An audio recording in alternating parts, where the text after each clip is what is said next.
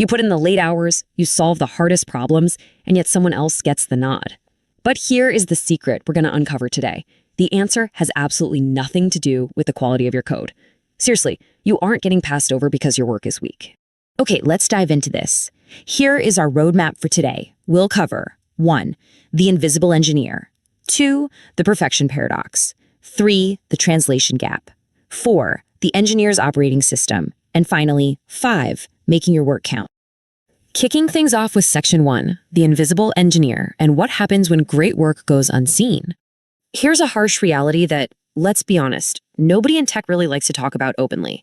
Engineers are constantly getting passed over for promotions, but it is not because their work is subpar.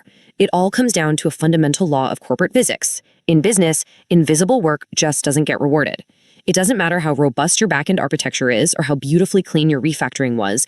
If the leadership team cannot physically see the impact of that technically correct work, they simply cannot reward it. They literally cannot promote what they do not comprehend. Moving right along to Section 2, the perfection paradox. This is where you're technically right, but commercially invisible. And this brilliantly illustrates where the situation gets really maddening. Technically perfect decisions are being made every single day, right? Yet they still end up costing companies money. How on earth is that possible? Well, just contrast the engineering reality with the business reality.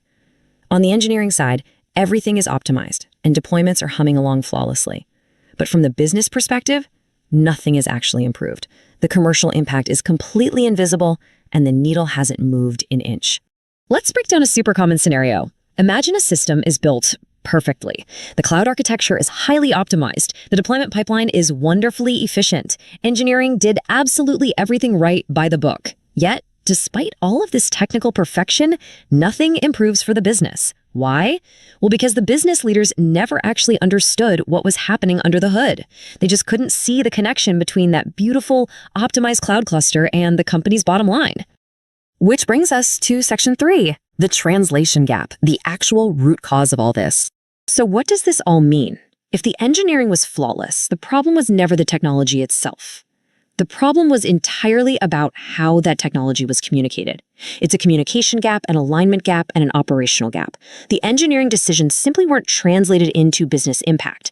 And because they weren't translated into a language the business actually speaks, leadership was left completely unable to act on them. Value was lost in translation. That is such a powerful statement to just pause on for a second.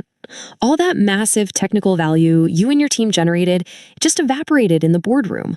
This lack of translation is the exact point where the chain between good code and business success completely breaks down. Let's move to Section 4 and see how this